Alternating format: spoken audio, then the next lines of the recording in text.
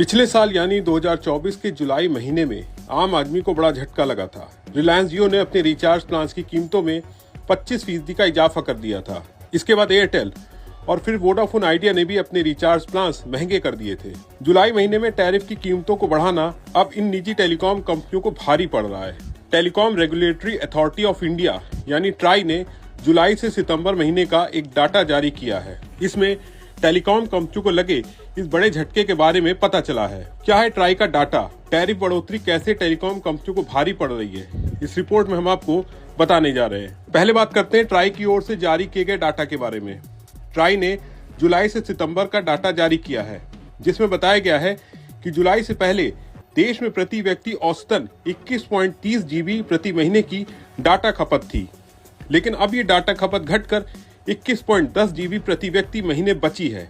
पिछले कई सालों में पहली बार डाटा खपत कम हुई है। देश में पहली बार प्रति यूजर डाटा की खपत घटी है। डाटा की खपत में 1% तक की कमी आई है। जुलाई में हुई टेलीकॉम टैरिफ में बढ़ोतरी अब टेलीकॉम कंपनियों को भारी पड़ती दिख रही है। एक तरफ तो ग्राहक संख्या तेजी से घटी है, तो दूसरी तरफ डाटा की खपत में पहली बार कमी आई है। मीडिया रिपोर्ट्स के मुताबिक देश में डाटा की खपत हाल के दिनों में घटी है। टेलीकॉम कंपनियों का मुनाफा तो बढ़ा है, लेकिन डाटा की खपत में कमी आई है। अब आपको बताते हैं कि डाटा की खपत कम होना किस तरह से टेलीकॉम कंपनियों पर भारी पड़ रहा है। असल में टेलीकॉम कंपनियों को डाटा खपत में कमी आने से कई तरह के नुकसान हो सकते हैं। जैसे कंपनियों को डाटा प्लान से होने वाली आय में कमी आ सकती है।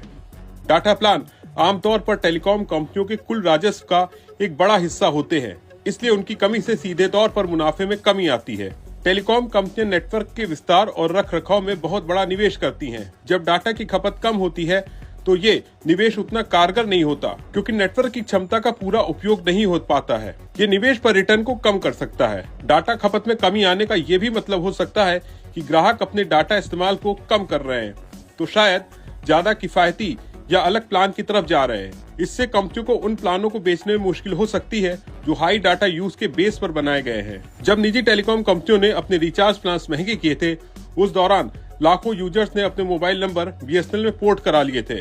इससे जियो, एयरटेल और वोडाफोन आइडिया को झटका लगा था। अब ट्राई की ओर से जो डाटा जारी किया गया है और जिस तरह से डाटा की खपत कम हुई है, ये निजी टेलीकॉम कंपनियों के लिए एक और झटका हो सकता है। आप इसके बारे में क्या सोचते हैं, कमेंट करके बताएं।